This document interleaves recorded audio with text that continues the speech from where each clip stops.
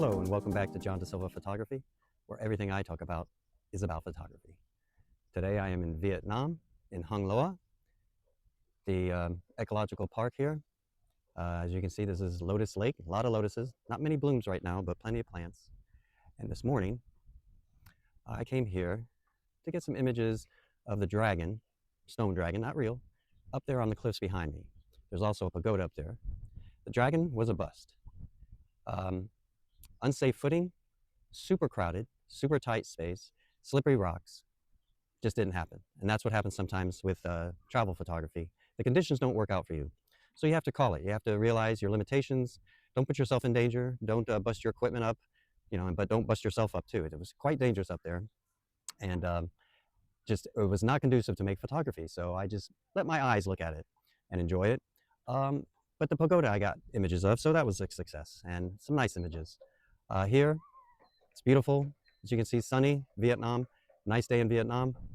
But you're not here for Vietnam, you're here for the images that I'm going to share with you. I'm going to talk about them, how I made them, and hopefully these tips and ideas of how I made them will help you with your photography. But don't forget to come back often as I upload videos often. Make sure you ring the alarm bell, like and subscribe to my channel, and I will see you after the images.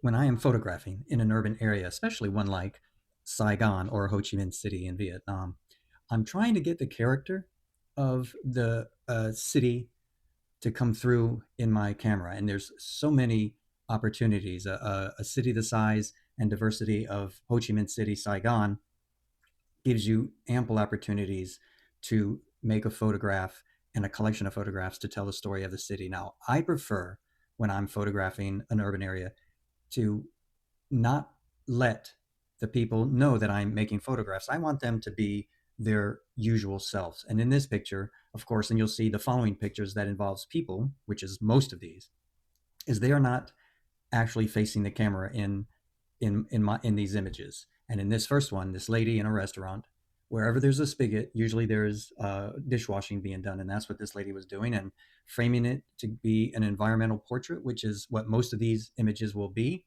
They will not be close-ups. They will be capturing the person in the environment that they are working in or living in. And this one is a good example.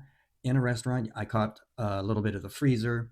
Her, of course, is pretty much in the center bottom of the picture. And then off to the left, trailing into the distance, are tables and chairs for the restaurant.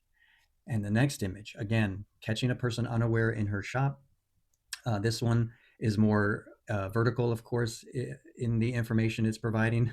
All the way at the top, you get a little present there of a cat just looking at me. Now that cat, I don't care if that cat looks at me directly, but I love having people doing their thing, engrossed in their work, in their surroundings, and I just put her in the far right lower corner, and then the wares of her shop, the drinks, and everything else uh, populate the composition.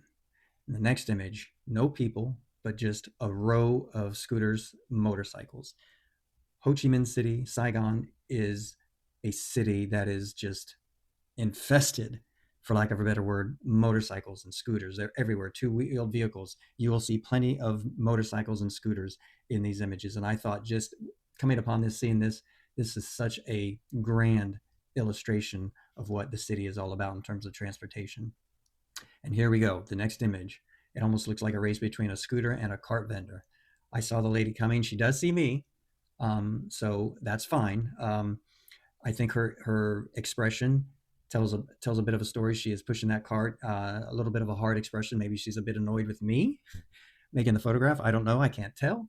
But I just saw her coming, and the scooter came pretty much up from behind, and the pacing and the placement was perfect. The scooter is slightly soft, so it's showing speed. Where her foot is up, it's freezing the action.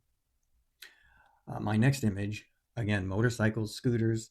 People live on these scooters. They really rely on these scooters to get around. It's obviously more economical, relatively safe, and as you can see, they have children on it. They have cargo on it. They are carrying all kinds of things, and you'll see in images coming up. This one, um, composition in focus. The family. I got all three of their faces.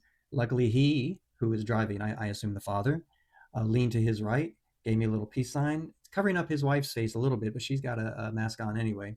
And then the little kid in front with his helmet and his little hands on the front. And then you see a parade of motorcycles in the distance coming up, falling into softness, which is exactly what I wanted. The next image is very similar, and it was in the same place, carrying bags of ice on a little scooter. I mean, people elsewhere in most Western nations would not carry heavy items on their scooter, but this is done with relative frequency in Vietnam.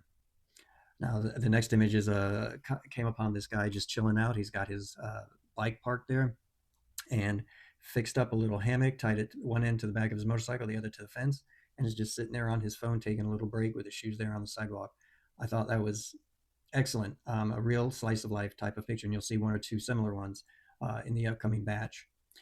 This guy, there was no scooter, but he is snoozing this chair, which looks like it came out of maybe a van or something, and the armrest, it's a little bit unusual of a setup there, but he was just under an overpass sitting there taking a nap and didn't wake up. No, none of these people, as I said, most of them, with the exception so far of one person, I believe, not counting the person on the bike motorcycle, they were not aware of me making photographs. And in this next one, that's why I'm chuckling. I advanced to the next one. He is super balanced on his bike, fast asleep. I stood there for quite a while to see if he stirred. He did not. He's got his shoes off. His feet are warming in the sun, and he is out, mouth agape. He is deep in sleep. Now, this next image, this guy caught me. He was doing his repair work. I believe that's a type of repair shop. He was doing repair work in there. And I composed this image quietly, hoping he wouldn't see me. I just wanted him engrossed in his work. But he looked up at the last moment and saw me. Didn't really, wave me off or anything. He just looked and went back to his business. But I composed him down there low because I wanted to get all those uh, trinkets and items in the back of his shop. Again, I wanted to show his environment, his jacket hanging up there on a nail, plastic bags. Very interesting. And this family caught in traffic stood outside on the side of this road for quite some time, making photographs of traffic and this family. The kids being bookended by the mom in the back and the dad in the front. The kids saw me and gave me a little interaction, gave me a wave, but they were sitting there kind of rolling slowly through traffic. Again, slice of life. If you even in Ho Chi Minh City, you're going to be in a traffic jam and you're going to have to sit there and wait. Now we're going into the evening, and these ladies are cooking dinner at an eatery, and I just found it really interesting. Again, slice of life. This is a not the typical way you'd see food cooked in a Western restaurant, but this is how it's done in Vietnam. Usually, they're sitting on plastic chairs, got a little grill there, and they're making food. This is a next image is a full blown dinner picture, restaurant. You can see a whole bunch of people in the background, and this lady is reaching to pull some food out of a pot to serve it up. It looks like shellfish and stuff like that. I found it very interesting. And again, she didn't catch me. She was too focused on her work, as are the women behind her.